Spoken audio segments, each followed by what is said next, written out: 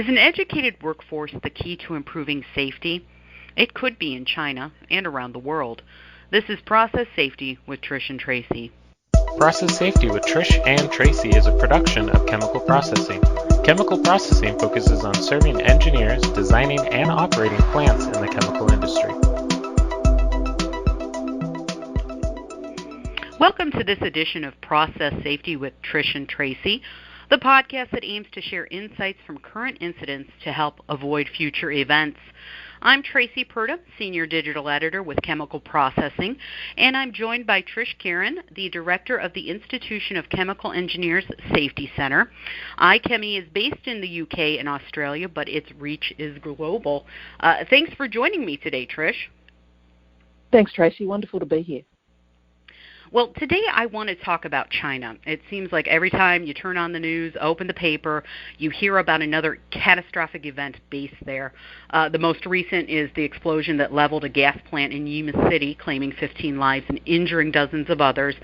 And earlier this year, a massive explosion at a Chinese pesticide plant that killed over 60 people. What is going on over there? Are there more safety-related accidents or just seems that way? I think that's a really difficult question to answer, and the reason being, I think we're seeing a lot more transparency in China now. So it's not necessarily that they didn't have accidents before. I think it's more we perhaps didn't hear about them, and certainly didn't hear about them as fast as we do now or as frequently as we do. And I think part of that comes down to some of the influence of social media that we now see. Particularly we're seeing more and more communities around the world utilising the social media apps that are used in China as opposed to China utilising the ones from the rest of the world. So we're starting to see different reports coming out more and more often now. That makes it a bit harder for potentially some of them to be suppressed if that was the original intent. So whether there is more, I'm not sure. I definitely think we're hearing about a lot more. And it's a concern when we hear about them because they're really quite significant incidents that we're seeing. We also need to remember, though, that China is a country that is rapidly growing and expanding, and they have been for a number of years. And it is possible that there is far more plants available there now, far more facilities being built, and therefore potentially, if we were to look at a rate of incident, more likely if they haven't resolved some of their original safety issues that they may have been having. So I think it could be a combination of a number of things. I don't think it's one straightforward answer to, are they having more at the moment? Well, that makes absolute sense. I mean, social media has impacted our lives with every news angle, so we do hear things more frequently, and it does make it feel like we're in a world that is bombarded with bad incidents, so that does make sense. In terms of regulations for these chemical plants over there, who is regulating them? Well, they do have a regulatory regime in China, obviously. They've got the regulation on the safe management of hazardous chemicals that they established back in 2011, so they do have regulations in place. They do have a regulatory authority that does monitor and deal with these things as well. And they also have a particular policy where they look at trying to bring together a lot of the facilities to try and deal with some of the issues of decentralised chemical plants and some of the safety and environmental impacts they could have. So they do have the Chemical Industry Park policy, which aims to create integrated facilities. So there's a number of different legislation that they do have to try and deal with some of those things. I think one of the challenges we see, though, is how well some of that legislation is being applied and how effectively some of these policies are actually being rolled out in the field, so to speak. And I think one of the challenges that they have is it is an enormous country with a very, very significant population. And there are people all over the country that are trying to create work for themselves, so trying to create a business, and people that are needing employment and wanting to work in a business. And I think that has created the opportunity for plants to start to pop up all over the place. Famously, we did also see the situation following the Tianjin explosion several years ago, where the head of the safety regulator was actually sacked as a result of that particular incident, and in the end was convicted to a 15-year prison sentence for taking bribes over that time. So I think there's also some other challenges that they perhaps have in this space of maintaining regulation and maintaining those standards. And as I was reading about all of these events, and you're touching on it right now, it seems like the regulations are there. They're trying to do the right thing, but these folks are fearful exactly for these punishments that they're going to get. So maybe they're sweeping these things under the rug, and some of these catastrophic events that are happening have happened after smaller incidents were cited. So it seems like they're trying to push it under the rug, and then it expands from there. What are your thoughts on that? Is it something where, can you expound on what you were exactly talking about? The folks there may not be following the regulations as they should be. Yeah, I think there's a challenge as well with some of the standard things that we have challenges of in other countries as well. So everywhere I go around the world, I constantly hear questions or comments about competency and the challenge in developing, establishing and maintaining competence of our people to do the tasks we need them to do safely. I don't think China's any different in that space.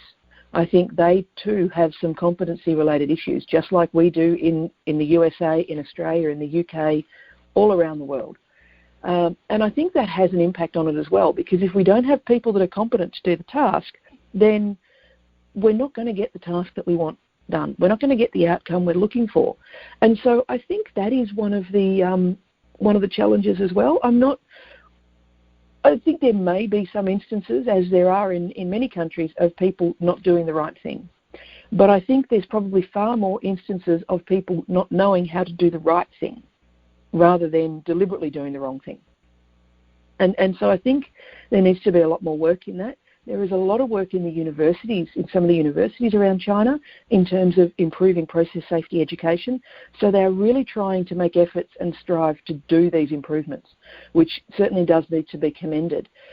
But we still have, I think, a fundamental competency issue. Some of that may come down to simple issues such as literacy and numeracy among some of the workforce. Do they actually understand, if they have procedures, what their procedures are telling them? Are they written in a way that they can follow and understand what they need to do? Are they written in a way that actually is correct and defines how they need to do things? Are they dealing with things like compatibility of materials and chemical storage? What sort of standards have they got applied in some of their design? Are they implementing inherently safer design principles when they build things? So if you've got two chemicals that should never be mixed together, do they have incompatible connections so you can't accidentally mix them together, or are they just all the same hose? Now, these are some of the things that we've been practicing for a very long time. Admittedly, around the rest of the world, we also don't always get them right either. So it's not an issue of, China's having all these incidents and the rest of the world is all fine. Everybody is still having incidents, and we all need to continue to strive to really work to build that competency, to make sure we have the right equipment in place, and to drive that inherently safer design concept so that we actually make it much, much harder to make a mistake. It becomes easier to stumble into getting it right, which is, I think, where we need to be heading. And I think those are important distinctions that you've made, and certainly we can learn from those. And you mentioning that these incidents happen all over the world, I was just reading about something in the U.S. where an operator came in and put the wrong chemical in. There wasn't a fail-safe there, and so it happens all over. So now having these types of incidents happen in China, because they're so catastrophic and because the injuries and the death tolls are so high, it does get your attention, but it is a way for us to educate and help other plants educate themselves on the things that they should be doing correctly. And you did mention the 2015 Tianjin chemical warehouse explosion that claimed nearly 200 lives. Are there any other takeaways from that incident? I know they're still investigating these early 2019 incidents, but are there takeaways from that 2015 incident that we can learn from better safety practices?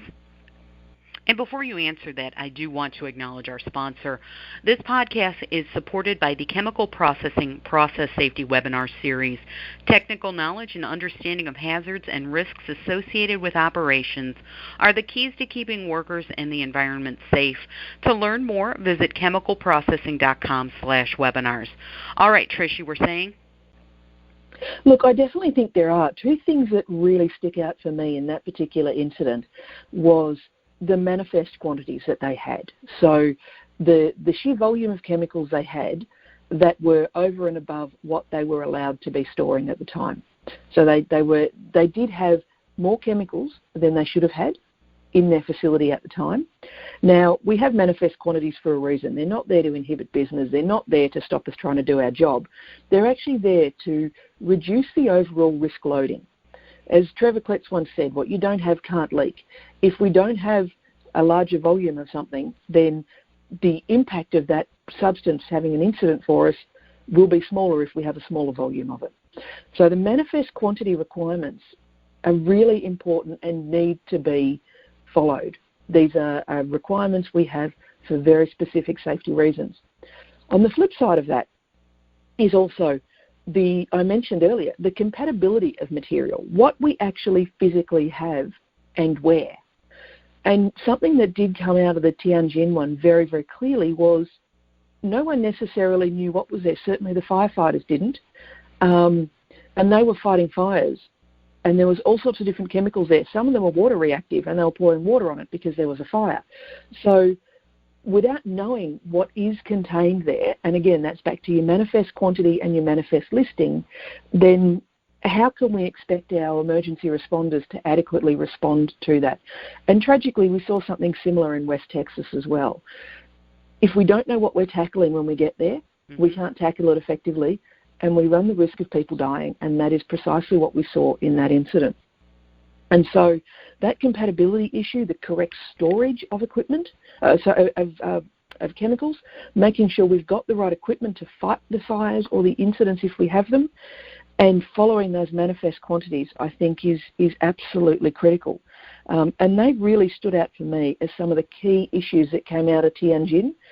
And again, they're not unique to China either. I have seen issues of manifest quantity not being followed or incompatibility of material storage all over the place, particularly where we talk about waste disposal facilities, so where chemical wastes are being disposed of, and at times we don't even know what's being received into that facility because what's potentially being declared is not actually accurate as well. So there's a range of different issues that are occurring in that area. That coupled with the town planning aspects of it and land use planning.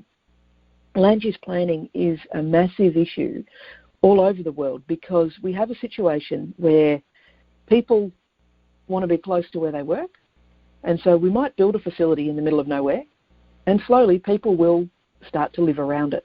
And then we'll start to see things like kindergartens and schools and nursing homes and hospitals all pop up in the vicinity of facilities that have quite a significant risk profile associated with them. And so we end up in a situation where effectively the facility might be squeezed out because of the development of the city around it. Or the situation where that doesn't occur, everything works in harmony until there's an incident, and then we have the need for shelter in place. Then we have the injury or fatality of members of the community. And the community tolerates that far less than injury or fatality of a worker, and that's a sad fact. Once we harm a community member, there is no going back at this point. And so I think the town planning also was a significant issue. I mean, there were apartment complexes relatively close to the Tianjin facility. The Tianjin explosion also spread for miles. So some of the buildings that were impacted were certainly several miles away, but nonetheless, people were left without homes because they were unable to live there. It was uninhabitable after the explosion had ripped through that area.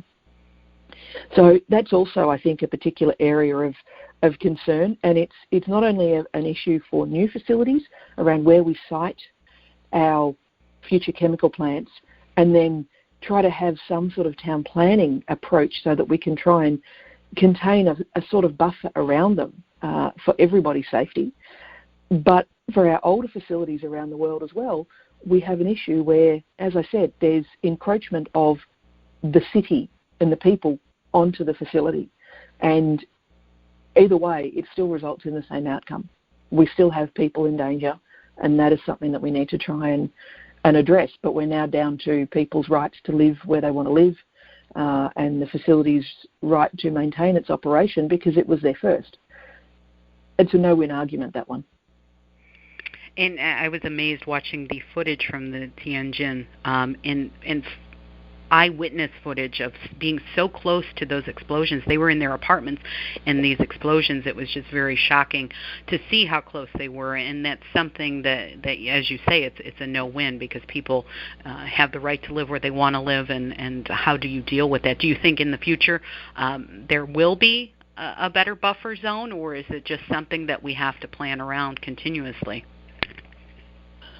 Sadly, I think it's going to be something we have to plan around continuously, because people don't want to give up their perceived right that they were there first, either side of the equation.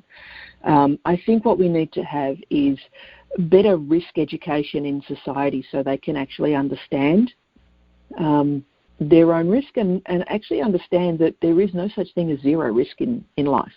There is always a risk. It's around whether it's a tolerable risk to you or not. And I think we need better education in that space to try and address some of these issues. But sadly, I don't think we're going to get to the situation where we have improved land use planning, because the fact is we're stuck with a lot of it right now. And I can think of several facilities not that far from where I live where people are wanting to build significant size apartment complexes right beside fuel terminals. And then challenging when they don't get the planning approval for it, because the developer should have the right to build it because they bought that block of land. But the fact is, there's a reason why the government's trying to stop them building multi-storey apartment complexes right beside a fuel terminal, and it's for the safety of the residents. And sadly, we've got a lot of fuel terminals very close in a city, because when they were built, that actually used to be quite a way out from the inner city. But the concept of distance has changed. Well, you've brought up a lot of interesting points and a lot of interesting insight. Obviously, as you stated, safety-related issues aren't only a problem in China. Unfortunate events happen all over the world, and we will be here to discuss them. On behalf of Trish Kerin, this is Traci Purdom with Chemical Processing, and this is Process Safety with Trish and Traci. Thanks. Stay safe.